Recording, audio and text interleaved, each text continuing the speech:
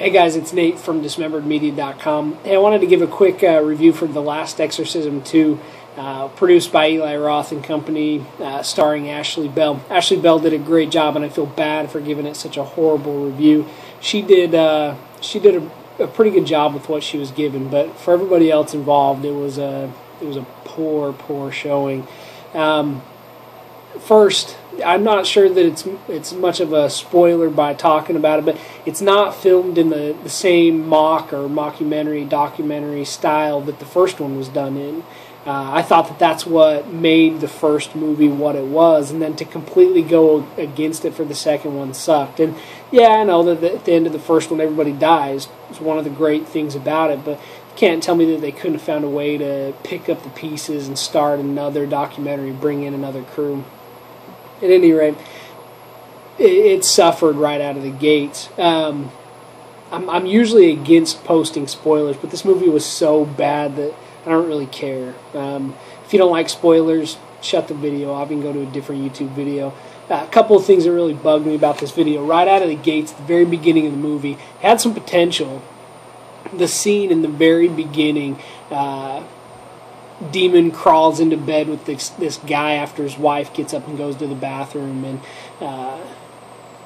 they end up getting a scratch on his leg, and then they trap the demon in the kitchen next to the fridge, and then it ends, and then you never find out what happens to these people. Does the demon kill them? Does this chick that's possessed get out of their kitchen? Do they feed her breakfast and send her on her way? What happens? What happens to this girl? It was bad. It was pretty poor. Through the whole movie, there was a lot of build-up and then nothing. It would regress and go back, and it would calm down. And then it would build up, and then it'd regress. And you never actually felt like the movie got started. There was a whole bunch of time where it was just Nell, or Ashley Bell's character, just walking around. She was walking around New Orleans. She was checking stuff out. And sure, I know she was backwoods before, and this was her first chance in the city, but it spent too much time doing it. The movie really struggled to ever get started. There's a scene where Abelham's seducing Nell, and he's got her lifted up in the air, and she's levitating, and she's above her bed, bent backwards. You're waiting for it to get crazy, for things to start getting out of control. You're thinking, okay, it's going to start. Here we go. He puts her back on the bed, and she wakes up the next morning, and everything's okay. She's like, what the hell? Why? Go for it. Let go. And I know that they're PG-13 movies, but the first one at least had some spook with the storyline.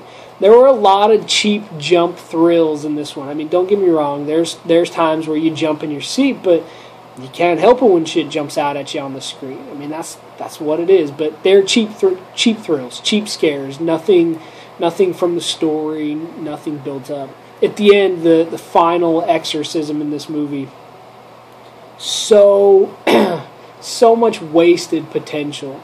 I mean, you got 3 people in the room. One of them's a doctor who hooks up electrodes to her, and you're thinking, okay, they're going to be monitoring her. Stuff's going to get out of control. It's going to get crazy. They pour the salt circle. Nothing. The climax is her reaching her hand out to the demon. That's it. And then when stuff does start to get crazy, from the outside of the house, you see a dude fall out of the window. Nothing for real. I don't know. Very disappointed with it. Your other choices for horror in the theater this weekend are Dark Skies of Stoker. Stoker got great reviews from Sundance. I'd go see Stoker, if anything. There were plenty of critics who didn't like Dark Skies, but from what I've heard, it's okay. You got to go into it knowing what it is. But yeah, Last Exorcism 2, not such a hot one this weekend. Hey, for more reviews, for Girls of Horror, for all things horror, check us out at dismemberedmedia.com.